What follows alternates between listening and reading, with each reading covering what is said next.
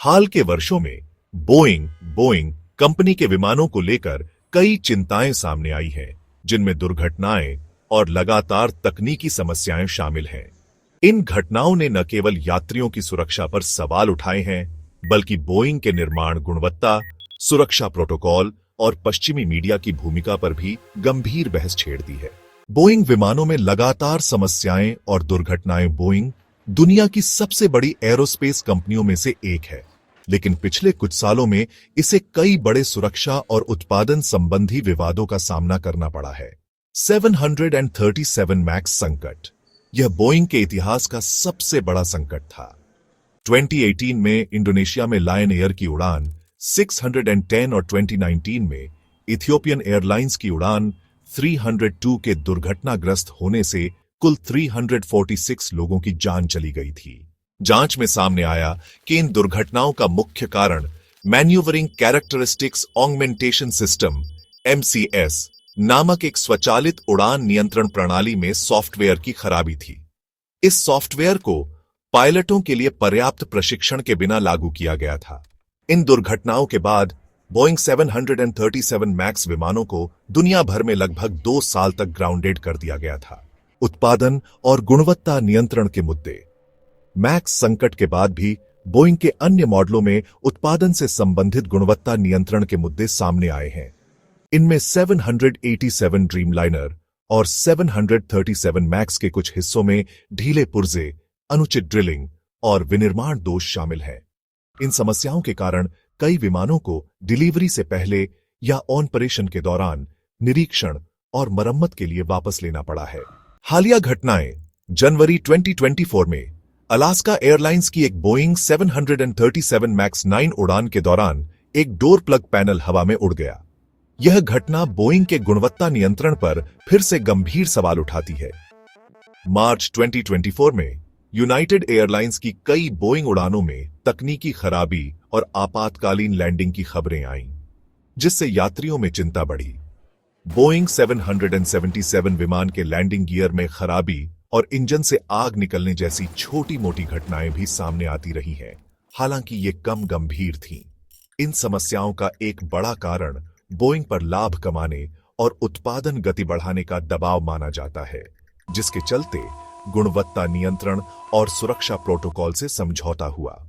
पश्चिमी मीडिया और बोइंग को क्लीन चिट का आरोप। यह आरोप अक्सर लगाया जाता है कि पश्चिमी मीडिया बोइंग की समस्याओं को पूरी तरह से उजागर नहीं करता या उसे क्लीन चिट देने की कोशिश करता है। इस आरोप के पीछे कई संभावित कारण हो सकते हैं। आर्थिक हित। बोइंग अमेरिका की एक विशाल कंपनी है जो लाखों लोगों को रोजगार देती है और अमेरिकी अर्थव्यवस्था का एक महत्वपूर्ण हिस्सा है। यह रक्षा क्षेत्र में भी एक बड़ा खिलाड़ी है। ऐसे में मीडिया पर अघोषित दबाव हो सकता है कि वे कंपनी की छवि को पूरी तरह से नुकसान न पहुंचाएं।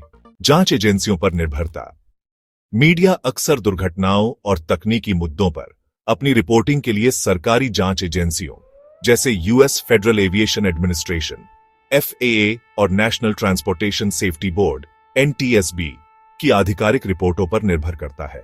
अगर ये एजेंसियां सीधे तौर पर बोइंग को दोषी नहीं ठहराती हैं, तो मीडिया की कवरेज भी उसी दिशा में हो सकती है।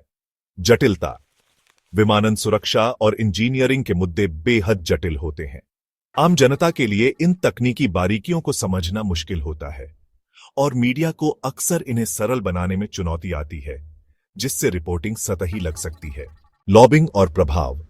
बोइंग जैसी बड़ी कंपनियां वॉशिंगटन DC में मजबूत लॉबिंग करती हैं, जिससे राजनीतिक और नियामक स्तर पर उनका प्रभाव रहता है। यह प्रभाव अप्रत्यक्ष रूप से मीडिया कवरेज को भी प्रभावित कर सकता है।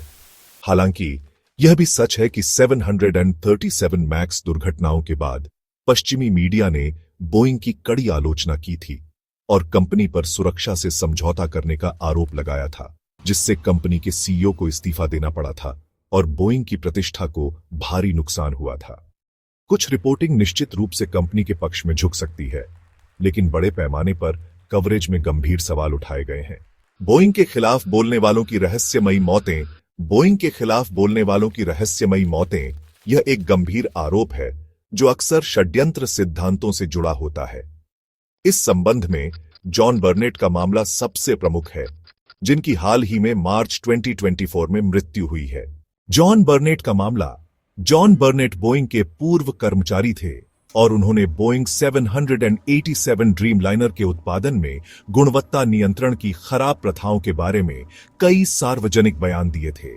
उन्होंने आरोप लगाया था कि बोइंग ने जानबूझकर दोषपूर्ण पुर्जे स्थापित किए और सुरक्षा मानकों से समझौता किया।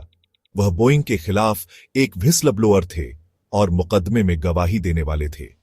मार्च 2024 में उनकी मृत्यु आत्महत्या के रूप में रिपोर्ट की गई थी, लेकिन उनकी मृत्यु के आसपास की परिस्थितियों ने कई सवाल खड़े किए हैं, खासकर उनके दोस्तों और परिवार के बीच।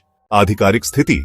स्थानीय पुलिस और अधिकारी उनकी मौत को आत्महत्या बता रहे हैं। अटकलें। हालांकि उनकी मृत्यु से ठीक पहले एक मुकदमे में गवाही देने और बोइंग जैसे बड़े निगम के खिलाफ व्हिसलब्लोअर होने के कारण उनकी मृत्यु को लेकर अटकलें और षड्यंत्र के सिद्धांत सामने आए हैं। कोई पुख्ता सबूत नहीं। यह महत्वपूर्ण है कि इन षड्यंत्र सिद्धांतों का समर्थन करने वाला कोई ठोस या सार्वजनिक रूप से सत्यापित प्रमाण नहीं है कि उनकी मृत्यु बोइंग या किसी अन्य बाहरी हस्तक्षेप के कारण हुई हो। यह मामला अभी भी जांच का विषय है और अंतिम निष्कर्ष आना बाकी है। यह ध्यान रखना महत्वपूर्ण है कि इस तरह के आरोप बहुत गंभीर होते हैं और उन्हें पुख्ता सबूतों के बिना स्थापित नहीं किया जा सकता। षड्यंत्र के सिद्धांत अक्सर तब पनपते हैं जब किसी बड़ी और शक्तिशाली इकाई से जुड़े मामलों में पारदर्शिता की कमी होती है या जब अनपेक्षित घटनाएं होती हैं। If you like our content, please like, share and subscribe to unreported Bharat.